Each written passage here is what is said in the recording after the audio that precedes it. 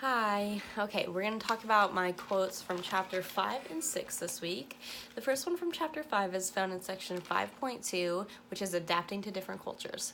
And the quote is, "Culture and communication," says anthropologist Edward T. Hall, "are inseparable. You cannot discuss one without talking about the other." I felt that the author felt that this was important to include in the chapter because it's the basic idea behind the role that communication and culture play on one another. They heavily influence one another. A great example that the text provided after the quote was that culture and communication were similar to a software and operating system of a computer, in the sense that communication provides a framework that shapes the messages that you send and receive every day. Also, you could see the role of communication in culture when sharing values, beliefs, knowledge, or any of the basic building blocks that are the foundation of culture. All right, and the second quote that I chose to talk about is found in section 5.3, which is adapting to gender differences.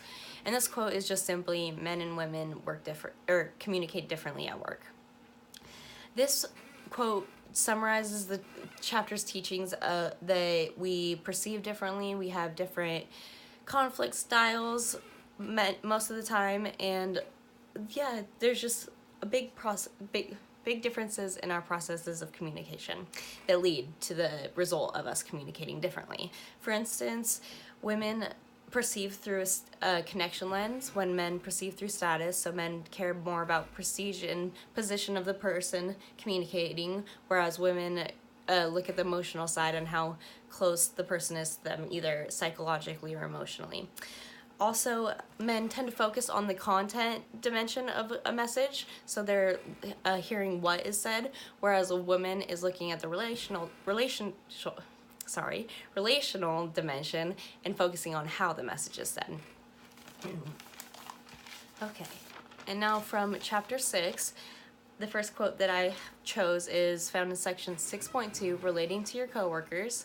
It is management researcher Keith Davis reported that between 75 and 95% of all grapevine information is correct. I thought that was very interesting, because you would think, due to all the different contributors of the message, that the first starting message would get alternated in some way and ultimately cause miscommunication. So it is interesting that up to 95% of what is said is actually correct. The grapevine, first of all, is often coworkers' informal way of communicating information amongst one another. They often provide valuable information because it's just their go-to way of talking to one another. They feel comfortable. They are communicating horizontally, so one does not feel more empowered or like they are superior or inferior to another. So, and yes, sorry, I had some more notes on this. Okay, I think that's it. I think that they wanted to include that just to show that how important the communication could be if the climate is good and everyone is trusting of one another, that valuable information can still be spread even if it's not in a formal setting, essentially. The last quote that I chose to talk about is also found in the same section, relating to your coworkers, 6.2. It is, according to a survey of 1,000 employees, 47% of the employees reported having a workplace romance. This is also a quote that I found interesting because later in the book, the author states that it is often perceived as a negative thing to have an office romance. And by office romance, I mean romantic relationships that develop between two people who work together.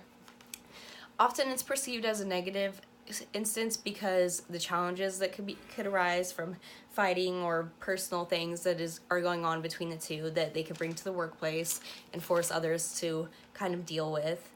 I personally have never had the experience of having to deal with working with someone or two people in a relationship, and I myself haven't been in an office relationship, but I could just imagine that there could be great difficulties that come with it. So it is interesting to me that so many people still do end up being in an office relationship, but on the other hand, it does make sense because they're putting in hours of work together a week, so they're always with each other. So it's just kind of interesting to look at both sides of that. And yeah, those are the quotes that I chose to talk about this week.